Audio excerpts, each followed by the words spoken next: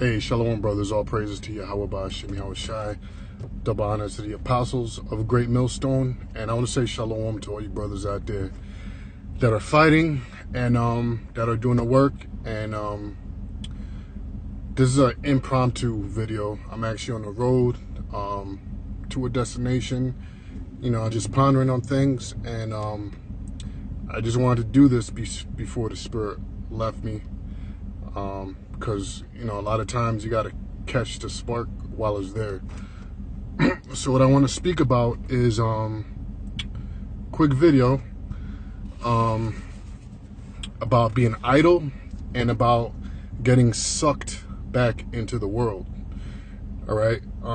So, you know, what you got to do, man, after a certain, the scriptures talking about being under tutors, then becoming of age in this truth. Now, you know, just like when you have parents in the world, your parents are pretty much, even in this world, you have, you know, they call you a minor if you're under a certain age.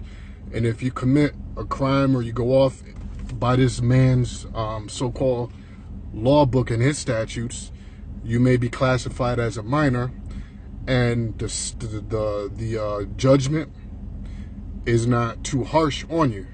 A lot of times, if you still are under your parents' roof, the judgment will actually fall on your parents. You know, you may break somebody's window or whatever, and your parents got to pay for the damages, you know. Your parents may scold you, but it's on them because you're still living under the roof and they're still responsible for you. Now, when you become a certain age, and I'm using this world as an example so that you can understand where I'm coming from, my point, when you become a certain age, in his world, different states is different, right? Usually it's 18, okay, or 16, and then you're classified an adult, right? Now, when you commit a crime according to this world, you get judged as an adult. Now it's on you, and your parents are not responsible anymore because, you know, they raised you with their you know, they instilled their morals or whatever in you, and you come to an age where it's on you. So it's the same thing in this truth. You know, you're under parents, which are your teachers, your apostles, your elders in this truth. And the scriptures speak about that in Isaiah the 28th chapter, where, you know, you're weaned from the breast, weaned from the milk, and that's, you know, when you first come into truth, the basics. And that's when you're still basically sucking on the titties. That's when you're learning from the apostles. You're learning from the elders. Most of the times, you don't even really understand what you might be out there speaking. You don't really understand what you're speaking about. You're just a parrot. You know, you don't have a deep understanding of the scriptures yet. You see? And at that point, you know, there comes a point where the Most High won't be too hard on you because you're still a child in His truth.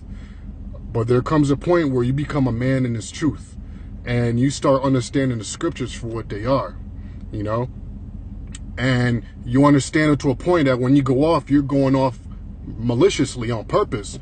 When it comes to that point, it's on you. So what you have to do is you have to check yourself. You have to run a diagnostic, you know, on yourself to see whether you're doing the right thing or not. Is your mind in the same place? Is your heart in the same place? Okay. Now I don't have my my sword with me because, as I said, I was just driving and you know, the Spirit just hit me, and I want to speak on this before the Spirit leaves me. So what you could do is you could read Galatians, the 4th chapter, and it talks about being sucked back into the elements of this world. And the way that happens is, like I said, you become an adult. And in this truth, or you get to an age in this truth to where you're expected to, you have responsibilities, meaning, you know, you're expected to teach. There comes a certain point where you're responsible for spreading His word, teaching His word, and nobody's got to be on your back.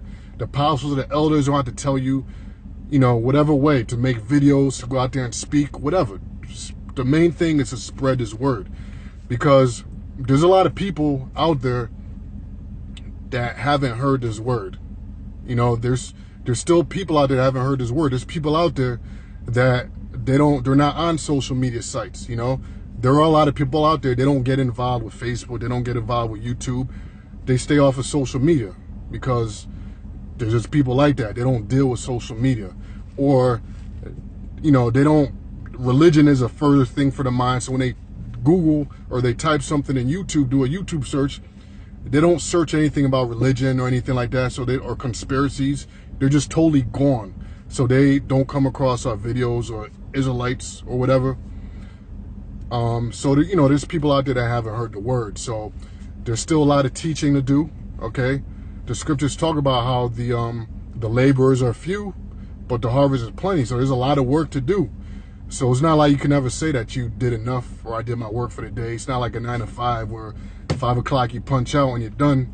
You know, you got to constantly meditate, and that's where the idleness comes in. You know, you read Proverbs 19 and 15. And it talks about being slothful, you know, being slothful and being idle. So when you become slothful, that allows them demons to start attacking you. You see, because what it means being slothful, you got to put in the right context. We're talking about being slothful in its truth. You know, I'm not talking about working your ass off to make it in this world. You know. And, you know, if you have plans or, you know, a little hustle, there's nothing wrong with that. You got to do what you got to do to survive, to get a little money. You might have a family. You might have kids to feed. You know what I'm saying? You might have a woman, she lost her job, and you got to support yourself and her, so you're thinking of ways to make extra cash. Nothing wrong with that. So I'm not talking about slothfulness like that. I'm talking about when those things happen or different things happen in the world, you know, you totally forget that you have work to do in the truth. And you become idle as far as doing the work in the truth, you know? So you start thinking about other shit, you know? And your mind gets pulled away from the truth, you know? Because how does Esau spread his witchcraft how does Esau spread his witchcraft? He uses TV, he uses magazines, he uses media. Because media will change the way you think, right? You know? What's in front of your face. So if you are totally idle concerning this truth, you know, you're not watching videos, you know, you should have everybody's got a cell phone. On your cell phone you have a YouTube application. Make sure you're signed in so that, and have subscribe to apostles, elders, different brothers channels, so when you're out there you get notifications on your phone, new video, and it keeps your mind, you know,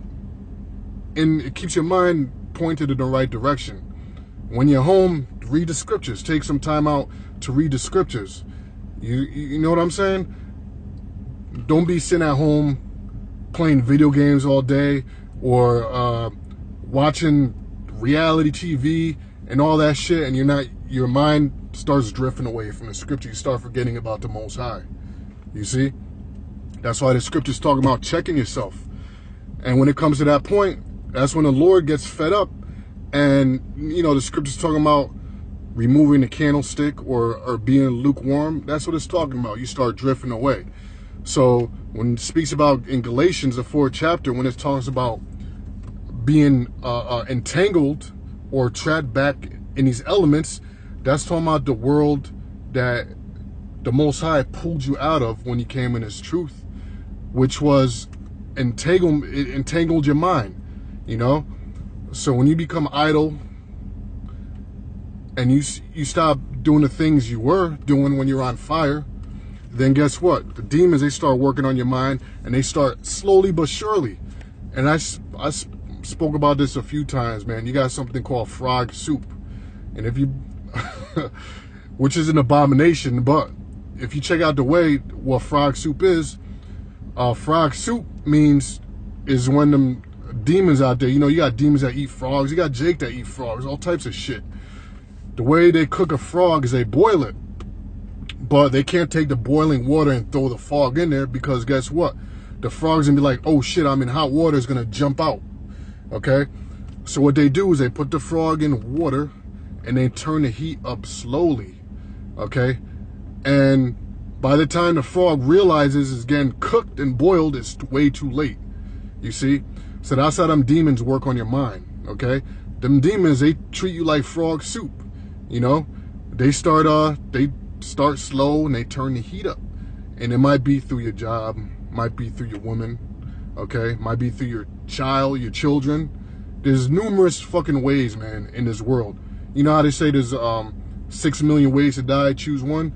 Man, there's 6 million ways that them demons can get at you. They have options, all right? Them demons got options in this world because this world, America, is powered by demons, okay? And they'll turn the heat up on you real slow. And before you know it, you're out of there, you know? That's when you start becoming lukewarm and the Most High spits you out his mouth. So you don't want to get to that point. So what you got to do is you got to examine yourself. As the scriptures say, examine yourself constantly, you see? And I'm making this video because I'm examining myself. You see, I'm running a diagnostic, you know? So that, you know, that's where you got to be. You got to run diagnostics on yourself. Make sure your heart is in the right place, meaning your mind is in these scriptures, you see? Just like on a computer, you run a diagnostic on a computer, or you have an antivirus, okay? And you have tools on your computer to check your hard drive, check your memory, and they monitor your computer every minute, and if it catches something is off, it'll notify you, and then you got to fix it, you see? So it's good, brothers, surround yourself, you know, read the scriptures, don't be idle, surround yourself in the scriptures, watch videos, get the notifications on your phone, you see? And what sparked my mind is one of the elders, their notification popped up on my phone. And I was like, it pumped me up. I was like, damn, this brother's getting busy. So it sparked me. So I started thinking about myself, you know, and it sparked me to make a video. You see what I'm saying? So, you know, the scriptures also talk about being amongst the brotherhood. You know, you got to be amongst the brotherhood also. You know? So, brothers, read Galatians, the 4th chapter. Read Proverbs 19 and 15. Those are the main points. Read the scriptures about being lukewarm in the book of Revelation. Examine thyself. You know, you brothers know how to use a concordance. And like I said, man, all of you brothers that watch these videos and pay attention to them, you know, most of your brothers that are serious, yeah, so take heed. We're living in like heavy times right now. Shit is gonna break out every moment, any moment. You know, read the book of Isaiah. I believe it's the 1st chapter, maybe the 3rd chapter, where it speaks about how the Most High is gonna drop on Israel like a swelling wall.